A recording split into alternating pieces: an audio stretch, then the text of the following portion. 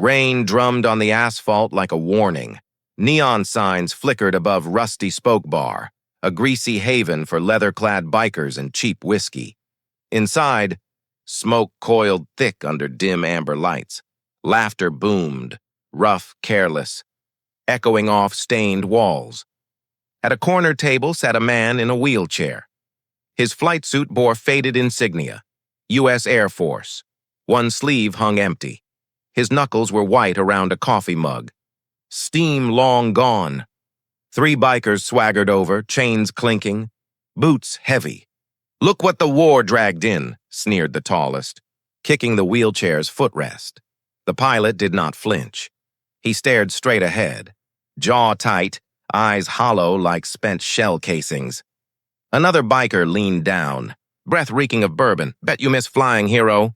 "Too bad your legs don't." The room hushed, just the hum of the fridge and the drip of a leaky tap. Then, outside, the E. Distant roar of jet engines. Not one. Many.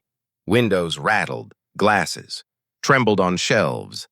The bikers exchanged uneasy glances. The door burst open, not with a bang, but with silence. 35. Air Force personnel filed in, uniforms crisp, boots. Polished eyes locked on the pilot. The lead officer stepped forward, silver wings gleaming. On his chest, he snapped a perfect salute. "Colonel Vance, sir, we have your 6, the bikers." Froze. One dropped his beer bottle. It shattered. Like a bone breaking, the pilot finally moved. Slowly, deliberately. He reached into his pocket and pulled. Out dog tags, not his own, names of fallen, wingmen. He placed them gently on the table, then turned his chair toward the door as the air force parted like a storm parting for lightning. A black-clad waiter stepped from the shadows near the kitchen. He moved fast, too fast for service staff, grabbed the tallest biker by the throat, slammed him face first into the bar. "Counter! Nobody disrespects my brother," the waiter growled, voice low. "Lethal."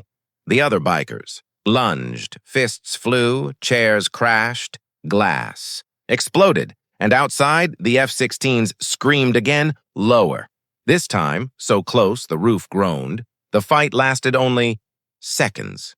Not because it was easy, but because the Air Force moved like one.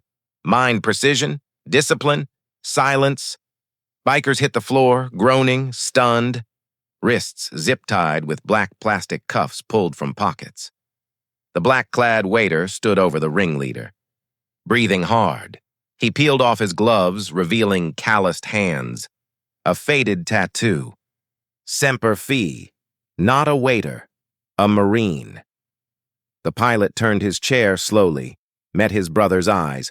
No words passed between them. None were needed. Outside, the F-16s banked sharply, one final thunderous pass, then vanished into the storm clouds. Inside, the bar smelled of sweat, blood, and burnt coffee.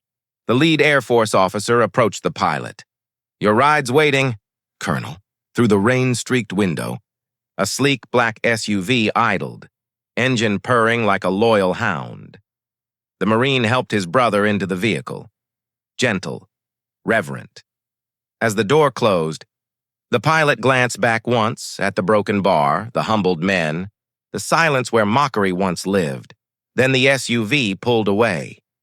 Tires hissed on wet pavement, neon lights faded in the rear view, and somewhere high above, unseen but ever present, wings cut through the night, guarding the sky, and the souls beneath it.